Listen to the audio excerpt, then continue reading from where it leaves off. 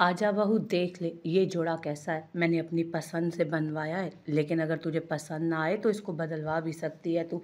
आखिर पहनना तो तुझे ही है ना, तो पसंद तेरी ही होनी चाहिए ना। वो अपने पूरे बेड पर एक इंतहाई खूबसूरत जोड़ा फैलाए उससे बातें कर रही थी, जबकि वो आहिस्ता आहिस्ता कदम उठाती अंदर आ गई। नहीं अम्मा, ये बहुत खूबसूरत है, आपकी पसंद बहुत आला है। उसने उस ड्रेस को स्तैशी नज़रों से देखते हुए कहा। ड्रेस इंतहाई खूबसूरत था। तो बस ठीक है, यही ड्रेस पहनना। इस हफ्ते को वलीमा हो जाएगा तुम लोगों का। मैं तो पूरे ख़ानदान वालों को बुलाऊंगी, एक एक को बताऊंगी कि ये है मेरे वारिक की दुल्हन, मेरी दुल्हन। तुझे नहीं पता बेटा, हमारे ख़ानदान की कितनी लड़कियों की उम्मीद था वारिक, अब जान छूटेगी मेरे बच्चे की। सच तो ये है कि मैं वारिक की पसंद की दुल्हन लाना चाहती थी। उसने कभी मुझसे अपनी पसंद का जिक्र नहीं किया, लेकिन उसकी पसंद मुझे बहुत पसंद आई है। वो मोहब्बत से उसका चेहरा देखते हुए बोली। मुझे तो अपने ख़ानदान में अपने बेटे के काबिल कोई लड़की लगती ही नहीं। मेरा बेटा कहाँ लाखों में एक, और कहाँ ये ख़ानदान की लड़कियाँ। अम्मा बोले जा रही थी, जबकि वो ये सोच रही थी कि क्या उनका बेटा उसके काबिल है या वो उनके बेटे के काबिल। नहीं, वो दोनों एक दूसरे के लिए अच्छे नहीं थे, क्योंकि झूठे ड्रामे कर रही थी वो। उसे समझ नहीं आ रहा था, वो किसी का दिल नहीं दुखाना चाहती थी, लेकिन वो जानती थी कि जिस दिन अम्मा को सब कुछ पता चलेगा वो हर्ट होंगी बहुत। वारिक तो उनका बेटा था, उनका खून था, उसके लिए तो माफ़ी की गुंजाइश भी निकल आएगी, लेकिन उसके लिए वलीमा इसी हफ्ते के दिन रखा है। मैंने कार्ड ऑर्डर दे दिया है, कल तक कार्ड आ जाएंगे और परसों तक बट भी जाएंगे। बाकी बेगम आप बता दीजिएगा कि क्या करना है, किसी चीज़ की कमी नहीं छोड़ेंगे हम, सब कुछ आपकी मर्ज़ी के मुताबिक ही होगा। इब्राहिम साहब डिनर करते अपनी बेगम को मुतमईन कर रहे थे। मैं तो बस यही चाहती हूँ कि पूरा ख़ानदान हो, सबको पता चले मेरी बहू आ गई है। तोबा तोबा, कितने लोगों की नज़र थी मेरे बेटे पर। अम्मा कुछ याद करते बोली। नज़र थी से आपकी क्या मुराद है बेगम? वो उन्हें देखते हुए पूछने लगे। आप तो रहने ही दीजिए इब्राहिम साहब, आपको तो नज़र ही नहीं आता। सारे ख़ानदान की लड़कियां मेरे बच्चे के पीछे लगी थी, अब जाकर थोड़ा सुकून हुआ है। बहू, नज़र रखना, मोहल्ले की लड़कियां भी बड़ी शातिर हैं, आते जाते वारिक को अजीब नज़रों से देखती हैं, तुम्हें उसका ख्याल रखना होगा। अम्मा उसे ताकीद कर रही थी, जबकि वो ये सोच रही थी कि अम्मा तकरीबन ठीक ही कह रही हैं। अगर उसकी मूछें ना हो तो अच्छा लगता, बल्कि वो मूछों के साथ बहुत हैंडसम दिखता था, कोई भी उस पर लाइन मार सकता था। उसकी फ़िल्म की शूटिंग स्टार्ट हो चुकी थी, जिसके लिए वो काफ़ी ज़्यादा खुश भी था। उसके पास अपने प्रोजेक्ट के लिए हज़ारों आइडियाज़ थे, जो रोज़ को बहुत ज़्यादा पसंद भी आ रहे थे। रोज़ का काम ही था बस उसकी सारी बातें मानना।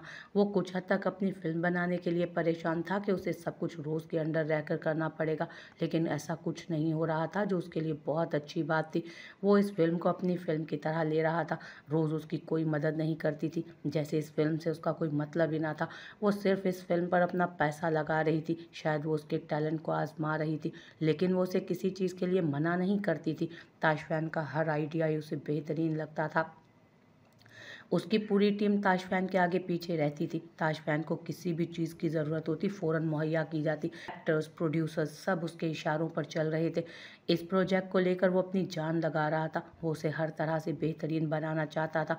वो इस बात से बहुत ज़्यादा खुश था कि यहाँ पर सिर्फ उसकी बातें मानी जा रही हैं। वो सिंगल माइंड पर ही काम कर रहा था, और उसे यकीन था कि अगर उसकी बात आगे भी इसी तरह मानी जाती रही तो फिल्म बहुत कामयाब साबित होगी।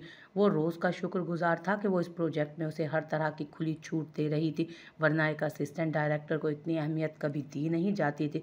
उसकी टीम के सारे वर्कर्स इस बात पर काफ़ी हैरान थे कि एक इनएक्सपीरियंस डायरेक्टर के सर पर पूरी फिल्म रख दी गई थी।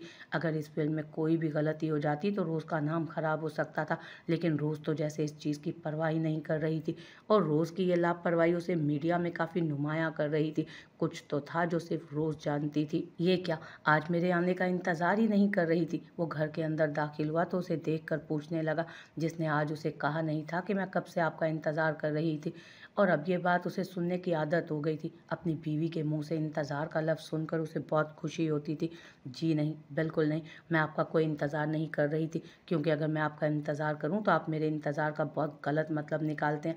हाँ, तो इसका मतलब ये हुआ कि तुम मेरा इंतज़ार करना ही छोड़ दोगी? वो बुरा मनाते बोला, नहीं, मैं आपका इंतज़ार करना नहीं छोड़ूंगी, बल्कि मैं आपको बताना छोड़ दूंगी।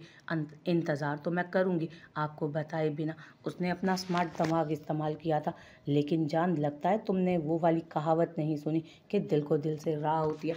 मुझे तो पता चल गया अपने आप कि तुम मेरा इंतज़ार कर रही थी। वो उसका चेहरा अपने हाथों में थामे मोहब्बत भरी जसारत करता। अंदर लिए आया। हाँ, तो अपने आप बेशक आपको पता चल जाए, लेकिन मैं आपको नहीं बताऊंगी। खैर, जल्दी से फ्रेश हो जाए, मैं खाना लगाती हूँ। यार ये क्या, घर में कदम रखते ही तुम खाने के पीछे क्यों लग जाती हो? पहले कोई मीठी सी डिश तो खिलाया करो। वो ज़ुमाइनी अंदाज में बोला। जी नहीं, चलकर फ्रेश हो जाए। वो उसकी निगाहों से घबराते हुए बोली। हालांकि 2 मिनट पहले वो काफ़ी जसारतें कर चुका था। पहले मैं और कुछ लूँगा। नहीं ताशफैन प्लीज़, वो मिन्नत भरे लहजे में बोली, लेकिन उसकी सुनी कौन रहा था। चलो जानू, अब बाहर चलते हैं, चहलकदमी करके आते हैं। डिनर के बाद वो टीवी लगाकर बैठी तो ताशफैन ने अचानक आकर उसे ऑफ़र की। नहीं, अभी नहीं जाना, शो शुरू होने वाला है।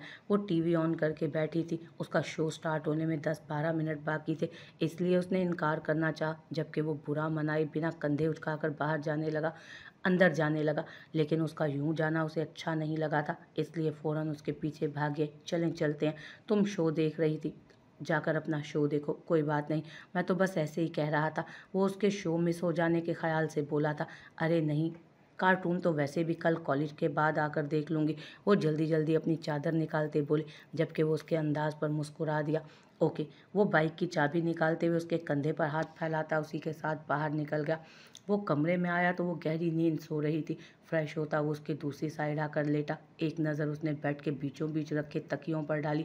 ये हिफाजती इक़दामात वो अपने लिए क्या करती थी, बल्कि हकीकत तो ये थी कि अगर वो चाहे तो हाथ बढ़ाकर ये फासले सारे ख़त्म कर सकता था। इस तरह की कोई रुकावट उसे नहीं रोक सकती थी। ये अलग बात है कि वो ऐसा कुछ चाहता नहीं था। इन सारे तकियों में से उसने अपना तकिया ढूंढ निकाला। ये भी उसके लिए एक इम्तहान ही साबित हुआ था, क्योंकि अपने तकिए के बिना उसे नींद नहीं आती थी। और आज उसने उसका तकिया अपने सर के नीचे रखा हुआ था। उसने आहिस्ता से उसकी तरफ झुकते हुए उसका सर अपने एक हाथ से ज़रा बुलंद किया और उसके नीचे से तकिया निकाल कर अपनी साइड पर फेंका और दूसरा तकिया उठाकर उसके सर के नीचे रखने लगा। जब मायरा की अचानक आंख खुली। सो जाओ, सो जाओ, मेरा इरादा तुम्हें डिस्टर्ब करने का हरगिज़ नहीं था, बस आइंदा मेरा तकिया मत लेना। वो आहिस्ता से उसका सर दोबारा तकिए पर रखता अपनी साइड आकर करवट बदल चुका था। ये अलग बात थी कि उसकी इस अचानक हरकत ने मायरा की सांसें खुश कर दी थी। वो कॉलेज में दाखिल हुई तो डैनी पहले ही गेट के एक तरफ होकर खड़ा था, ताकि ताशफैन उसे देख ना सके। मुझे तुमसे कुछ बात करनी है। वो उसे इग्नोर करती आगे बढ़ने लगी जब उसने उसे पुकारा था। लेकिन मुझे आपसे कोई बात नहीं करनी। वो एक बार फिर उसे इग्नोर करके आगे बढ़ने लगी। यार तुम सच में पागल हो क्या? मैं जानता हूँ तुम मुझसे सवाल जवाब करना चाहती हो, लेकिन पता नहीं तुम्हारे साथ मसला क्या है। मैं तुमसे कोई सवाल नहीं करना चाहती, क्योंकि ताशफैन को ये पसंद नहीं, वो कहकर वहाँ से जाने लगी। मैं ताशफैन और अपना रिश्ता ठीक करना चाहता हूँ। हमारे बीच काफ़ी दूरियां हैं। यकीन मानो हम दोनों में काफ़ी करीबी रिश्ता है, और मुझे यकीन है तुम इस बारे में जानने की ज़रूर कोशिश करोगी। इससे पहले कि वो मज़ीद आगे बढ़ती, वो पीछे से बोला। तनावुश रुक कर उसे देखने लगी। उसके सारे सवालों का जवाब जानना चाहती थी वो। मेरे ख्याल में हमें एक तरफ होकर बात कर लेनी चाहिए। वो साइड पर रखे बेंच की तरफ इशारा करते बोला। बताओ, क्या बात करना चाहते हो तुम? और तुम्हारी बातें मेरे लिए जानना इतना ज़रूरी क्यों है? वो उसकी बातों में आकर साइड पर आ गई थी उसके साथ। तुम्हें पता है मेरा और ताशफैन का आपस में रिश्ता क्या है? उसने बात का आगाज़ करते हुए कहा। रिश्ते का तो मुझे नहीं पता, लेकिन तुम उसे भाई कहकर बुला रहे थे। उसने सुकून से उसे जवाब देते हुए कहा। ये बावर करवाया था उसे कि बेशक वो उन दोनों के माँ बहन रिश्ते को नहीं जानती, लेकिन फिर भी वो पूरी तरह से अनजान भी नहीं। मैं ताशफैन का स्टेप ब्रदर हूँ, सौतेला भाई। मेरा मतलब है कि ताशफैन की मॉम ने जिस दूसरे इंसान से शादी की है वो मेरे फादर हैं। उसने तफसील से बताया। ठीक है, समझ गई मैं। तुम ताशफैन के सौतेले भाई हो और ताशफैन तुम्हारे साथ कोई रिश्ता रखना नहीं चाहते। तो बस बात यहीं ख़त्म करते हैं। आज के बाद मेरा रास्ता रोकने या मुझे मुखातिब करने की कोशिश मत करना। जिस इंसान से मेरे शोर का कोई ताल्लुक़ नहीं, वो उनसे कोई ताल्लुक़ नहीं रखना चाहता, उससे मैं भी कोई ताल्लुक़ नहीं रखूँगी। वो खड़े होते हुए बोली। क्या मतलब है तुम्हारी इस बात का? तुम मुझसे इसलिए बात नहीं करना चाहती क्योंकि ताशफैन भाई मुझसे बात नहीं करना चाहते? वो उसे घूरते हुए पूछने लगा। मैं ताशफैन को किसी तरह की तकलीफ़ नहीं देना चाहती, और अपनी वालदा की दूसरी शादी की वजह से वो काफ़ी अपसेट रहे हैं। उनके सौतेले रिश्तों में से मैं किसी के साथ कोई ताल्लुक़ नहीं रखना चाहती, और ना ही ताशफैन कभी ये चीज़ पसंद करेंगे। इसलिए बेहतर होगा कि तुम मुझसे दूर रहो। अगर तुम ताशफैन और अपना रिश्ता बेहतर करना चाहते हो तो मेरे ख्याल में तुम्हें इस चीज़ पर फोकस करना चाहिए। मैं इस मामले में तुम्हारी कोई मदद नहीं कर सकती। वो बस इतना कहकर वहाँ से जाने लगी जब डैनी के जुमले ने उसके कदम रोक दिए।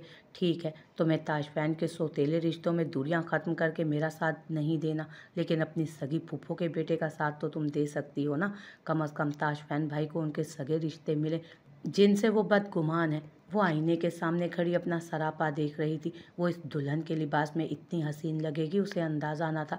ये ड्रेस की खूबसूरती थी या उसमें इसका भी कोई कमाल था, वो नहीं जानती थी। लेकिन आज से पहले उसने खुद को इतना हसीन नहीं देखा था। उसे आईने पर यकीन नहीं आ रहा था, शायद वो गलत दिखा रहा था। वो कभी दुल्हन बनेगी ये सोच उसे कभी नहीं आई। कुजा ये कि इस रूप में, दुल्हन के रूप में अपने आप को देखना, उसकी सोच कभी इस तरफ नहीं गई थी कि वो पाकिस्तान आकर किसी पाकिस्तानी से शादी कर लेगी। शायद इसीलिए उसे कभी दुल्हन बनने का ख्याल भी नहीं आया। वो ज़िंदगी में कुछ बनना चाहती थी, कुछ करना चाहती थी, अपना नाम बनाना चाहती थी। लेकिन पिछले 7 साल से जगह जगह ऑडिशंस देकर अब वो समझ चुकी थी कि शायद इस फील्ड में वो कभी कदम नहीं रख सकेगी। लेकिन फिर भी वो अपनी कोशिश छोड़ती नहीं थी। उसे अपना करियर बनाना था। शादी, ससुराल, शोहर, बच्चे, ये सब कभी भी उसकी ज़िंदगी की प्लानिंग में शामिल नहीं था। मायरा आईने के सामने खड़ी अपनी ही सोचों में मसरूफ़ थी जब अचानक कोई अंदर दाखिल हुआ। उसने पलट कर देखा तो निगाहें सामने वाले की निगाहों से टकराई, जहाँ कुछ अजीब सा था। इस तरह से खुद को देखने पर वो काफ़ी अनकंफर्टेबल महसूस कर रही थी, जबकि वारिक की तो जैसे निगाहें जम सी गई थी उस पर। उसकी निगाहों से घबराकर उसने फ़ौरन रुख बदला था। खुद को आईने में देखा और फिर बेड पर बैठकर अपनी साइड पर रखे जूतों को पहनने लगी, जबकि वारिक खुद भी उस पर से ध्यान हटाता शेरवानी लिए वॉशरूम में चला गया। वो सिर्फ कुर्ता पाजामा पहनकर बाहर आया। जैकेट शेरवानी उसने अपने हाथ में पकड़ रखी थी, जबकि वो अभी तक खामोशी से बेड पर ही बैठी थी। तुम्हें खामोश देखकर मुझे काफ़ी खुशी हो रही है कि तुम कुछ उल्टा सीधा नहीं कर रही, लेकिन अब तुम्हारी खामोशी मुझे आने वाले किसी बड़े तूफान से पहले वाली खामोशी लग रही है। कोई प्लानिंग कर रही हो क्या? वो उसके पास बैठते हुए अपने जूते पहनते उससे पूछ रहा था, जबकि वो उसे देख कर रह गई। क्या मसला है तुम्हारे साथ? अगर मैं कुछ कर भी नहीं रही तो भी तुम्हें तकलीफ़ है, पेट में मरोड़ उठ रहे हैं। वो तड़क कर बोली तो वो उसे घूरने लगा। उसका फिर से आपसे तुम पर आ जाना उसे अच्छा नहीं लगा। खैर, इसका हिसाब तो वो उससे बाद में लेने वाला था, लेकिन हाँ, इस तरह से जवाब देने पर वो मुस्कुरा दिया। बस ठीक है, मुझे लगा दुल्हन बनकर तुम कहीं बीमार तो नहीं हो गई, लेकिन तुम बिल्कुल ठीक हो। दुल्हन बनकर भी तुम पर शर्मो हया गालिब नहीं आया। ओफ, वो तो शर्मो हया वालों पर आती है ना, लेकिन बाहर जब तुम्हें मेहमानों के बीच में बिठाया जाए तो अपनी ज़ुबान को कंट्रोल में रखना, निगाहें झुका कर रखना। वो क्या है ना, हमारे यहाँ की दुल्हन ज़रा शर्मीली सी हुआ करती है। वो शेरवानी की जैकेट आईने के सामने खड़ा पहनते हुए उसे मशवरों से नवाज रहा था, जबकि न जाने क्यों मायरा को लगा कि वो उसे बेशर्मी का ताना मार रहा है।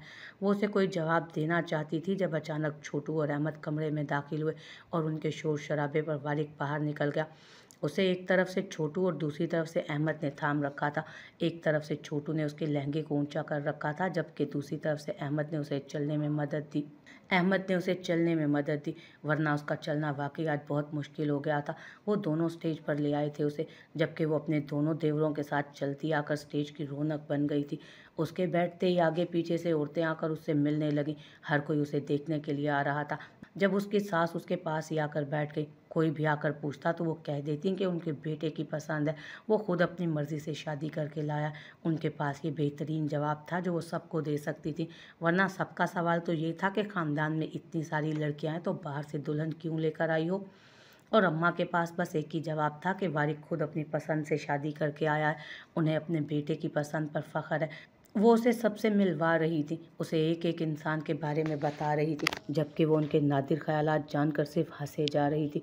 ख़ानदान में किसी की 2 बेटियां थी तो किसी की 3, जबकि उनकी अपनी बहन की भी एक बेटी थी जिसका नाम सदफ था। वो कभी सदफ के लिए अपने वारिक को सोचती, लेकिन अब उनकी सोच बदल चुकी थी। वो चाहती थी कि सदफ वारिक की पसंद के मुताबिक ढल जाए, और उसकी भी यही कोशिश थी। जब वो अपना एमए करने के लिए उनके घर आ रही थी, उसने बहुत कोशिश की थी वारिक को अपनी तरफ मुतवज्जो करने की, लेकिन वारिक को वो किसी भी अंदाज में पसंद नहीं आई थी।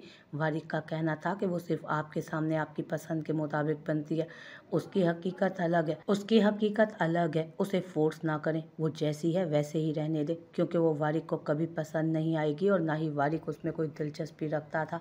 जबकि अम्मा का कहना था कि अगर वारिक ने मज़ीद 3-4 महीनों में अपने लिए कोई फ़ैसला ना किया तो वो सदफ को ही ख़ानदान की बहू बनाकर ले आएंगी, जिस पर उसने कोई एतराज़ भी नहीं किया था। लेकिन हाँ, 3 महीनों के अंदर अंदर ही वो मायरा को अपनी दुल्हन बनाकर घर ले आया था। वारिक सब मेहमानों से मिल रहा था जब अचानक एक आदमी उसके पास आकर रुका। उसके लबों पर पुरस्कार सी मुस्कुराहट थी, जिसे देखते ही वारिक का गुस्से से बुरा हाल होने लगा था। तुम्हारी हिम्मत कैसे हुई मेरे घर में कदम रखने की? वो गुस्से से घूरते हुए उसे बोला था। अरे अरे वारिक इब्राहिम, इतना ज़्यादा गुस्सा क्यों हो रहे हो यार? मैं तो सिर्फ तुम्हारी शादी अटेंड करने आया था, तुमने तो मुझे बुलाया ही नहीं। शायद मेरा कार्ड मुझ तक पहुंचाना भूल गए हो तुम, लेकिन कोई बात नहीं, मैं फिर भी आ गया हूँ तुम्हारी शादी अटेंड करने के लिए। आखिर मेरा भी फ़र्ज़ बनता है, मैं ज़रा तुम्हारी दुल्हन को सलामी पेश करके आता हूँ। वो उसकी तरफ कदम बढ़ाने लगा जब अचानक वारिक ने उसे गिरेबान से पकड़कर अपनी तरफ घसीटा था। वारिक, क्या कर रहे हो तुम? तुम्हारा दिमाग ख़राब हो गया? पार्टी मेहमानों से भरी हुई है, अगर तुम्हें किसी ने इस तरह की कोई हरकत करते देख लिया तो? बाबा ने बड़ी मुश्किल से उस आदमी के गिरेबान से उसका हाथ हटाया था। हाँ इब्राहिम, समझाओ इसे। इतनी बड़ी पार्टी में किसी से अगर वारिक इब्राहिम को आपे से बाहर होते हुए नोट कर लिया गया ना, तो ये भी जानता है कि क्या हो सकता है। इब्राहिम साहब, खैरियत तो है ना? एक आदमी उनके पास आकर पूछने लगा तो वारिक ने बहुत मुश्किल से अपने गुस्से पर काबू पाया। जी जी फैसल साहब, सब ठीक है, बस मैंने आज आने से इनकार कर दिया था तो बच्चा नाराज़ हो गया कि अंकल आप ही तो हैं मेरे बाबा के दोस्त, आप भी इनकार कर रहे हैं आने से। वो हंसते हुए फैसल से मुखातिब हुआ तो इब्राहिम साहब भी बड़ी मुश्किल से कामयाब हुए थे मुस्कुराने में। मैं ज़रा दुल्हन को सलामी देकर आता हूँ, वो मुस्कुरा कर कहता ऊपर स्टेज की तरफ चला गया, जबकि वारिक सिर्फ गुस्से से मुठ्ठियाँ भींच कर रह गया। बाबा उसके गुस्से को अच्छे तरीके से समझ रहे थे, लेकिन उस वक्त वो कुछ भी नहीं कर सकते थे। वो बेशक उनका सबसे बड़ा दुश्मन था और वो उसे अपने घर में बुलाने की गलती कभी नहीं करते, लेकिन वो भी उनकी तरह एक बहुत बड़ा बिजनेसमैन था और पार्टी में मौजूद सब बिजनेसमैन उन्हें अच्छे तरीके से जानते भी थे। और इससे ज़्यादा गलत बात ये थी कि वो किसी ज़माने में उनके बड़े भाई इब्राहिम मुस्तफ़ा का सबसे बेहतरीन दोस्त था। जाइना और इरफान एक दूसरे को बहुत पसंद करते थे, बल्कि एक दूसरे से शादी करना चाहते थे। दोनों आपस में कज़न थे और उनकी शादी इतनी मुश्किल भी ना थी कि वो अपनी मोहब्बत से पीछे हट जाते। लेकिन ये अलग बात थी कि इरफान के घर वाले जाइना को ज़्यादा पसंद नहीं करते थे, क्योंकि वो ख़ानदान से ज़रा अलग थलग रहना पसंद करती थी। और हकीकत तो ये थी कि वो अपने वालिदैन से भी दूर रहती थी। उसे सिवाय इरफान के और कोई पसंद ना था, जबकि इरफान भी पूरी तरह उसकी मोहब्बत में डूबा था। वो उसके लिए कुछ भी करने को तैयार था, यहाँ तक कि उसने अपने घर में जाइना से शादी करने का जिक्र भी कर दिया, जिस पर उसके वालिद साहब बहुत गुस्से में आ गए थे। उन्होंने बताया कि वो बचपन से ही उसका रिश्ता अपने भाई की बेटी से तय कर चुके हैं और शादी भी वहीं होगी, जबकि जाइना की शादी भी बचपन से ही उनके उसी भाई के बेटे इब्राहिम से तय थी और उनके ख़ानदान में ख़ानदानी ताल्लुक़ इसी तरह कायम होते थे। बचपन में तय की गई शादियां कभी नहीं तोड़ी जाती थी। इरफान ने इस बात पर बहुत हंगामा किया, लेकिन उनके वालिद ने उन्हें जायदाद से बेदखल करने की धमकी दे दी, जिस पर वो वक्ती तौर पर खामोश हो गए। ये क्या कह रहे हो इरफान? मेरी शादी, ये तुम क्या कह रहे हो इरफान? मेरी शादी कहीं भी तय नहीं है, अगर है तो मैं कभी किसी पाकिस्तानी लड़के से शादी नहीं करूँगी। और उसने आज ही जाइना से अपने वालिद से की गई सारी बात का जिक्र किया था, जिस पर वो गुस्से से फट पड़ी। ये सब मैं कुछ नहीं जानता जाइना, मुझे बस इतना पता है, अगर मैंने बाबा की बात नहीं मानी तो उन्होंने मुझे घर से निकाल देना है। और तुम जानती हो अभी मेरे पास ना जॉब है और ना ही मेरा एस्टेब्लिश करियर मेरे हाथ में। मुझे समझ नहीं आ रहा मैं क्या करूं। अगर मैं इस वक्त डैड के ख़िलाफ़ जानता हूं तो तुम जानती हो मेरे हाथ कुछ नहीं आएगा। वो उसे देखते हुए बोल रहा था और वो उसकी सारी बात समझ भी गई थी। मैं समझ सकती हूँ इरफान, लेकिन फिर भी हमें कुछ तो करना पड़ेगा ना, वरना हमारे घर वाले हमें किसी के साथ भी बांध देंगे। और मैं तो कभी पाकिस्तान में जाकर शादी करने के बारे में सोच भी नहीं सकती। तुम नहीं जानते कि वहाँ के मर्दों की सोच कितनी टिपिकल होती है। खैर, तुम कब तक जा रही हो इस बिज़नेस कोर्स के लिए? तुम्हारे वापस आने तक उसे इस मसले का कोई ना कोई हल मैं निकाल ही लूँगी। वो उसे देखते कहने लगी। कुछ ही दिनों में वो अपने एक बिज़नेस कोर्स के लिए न्यूयॉर्क से इटली जाने वाला था। मुझे अगले हफ्ते जाना है, तब तक तुम सोच लो कि हमें क्या करना है, क्योंकि ये हम दोनों की ज़िंदगी का सवाल है। तुम किसी पाकिस्तानी मर्द से शादी नहीं कर सकती तो सोचो मैं तुम्हारे बिना सारी ज़िंदगी कैसे गुजारूंगा। वो उसका हाथ थामते काफ़ी परेशानी से बोला था, जबकि जाइना उसकी बात समझकर सिर्फ हाँ में सर हिलाकर रह गई।